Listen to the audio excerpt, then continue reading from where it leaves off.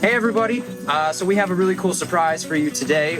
We actually have some Highland cows, which are native of Scotland, and we've got some awesome people who live down the road from me here that would like to tell you a little bit about them. So why don't you introduce yourself to all the lovely people on Facebook and YouTube first?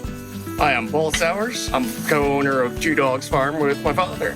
We bought the farm about 8 years ago, and we started doing the cattle probably about 4.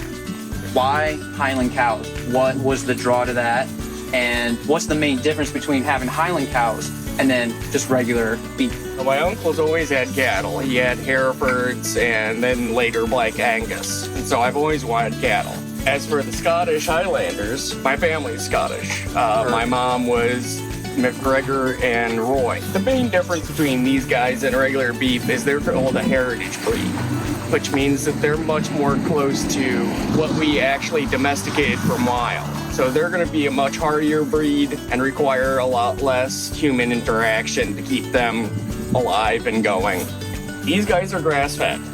Most of the stuff you get at the store is grain-fed or grain-finished, and it's a completely different taste. It takes a lot longer to do grass-fed, but the results at the end of the day are amazing. I hadn't been tasting beef until I tasted this beef. About how long do you raise them before you take them to be processed?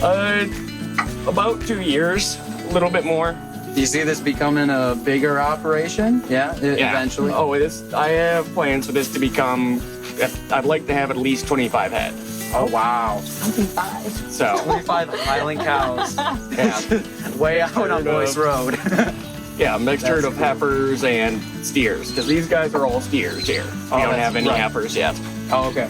So your dad was telling us they don't have upper teeth. No, they don't. Yeah. They just have a bony plate, and they use that to grind the grass down, and then they can put it into their first of 4 stomachs. And that's why when you see them sitting there chewing on nothing, they've regurgitated from one of their stomachs and they're chewing to process it some more before it goes into the next stomach. This is Chip, everybody. I don't know if you can see him down here, but he's at the actual star of this video. Yeah.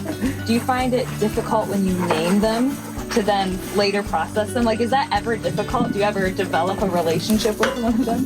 It can be a little bit difficult, but it's something that we know that's going to happen from the time they come out here. Sure. And we try to provide them with as good an experience as we can. Try to give them the best forage. We try to make sure that they're taken care of. They get pasture toys now and again. These guys aren't like regular cattle. Regular cattle would never be this close to us. These guys are interested in what you're doing, which is different than most other cattle I've ever dealt with. Any just general fun facts about Highland cows that maybe other people would not know?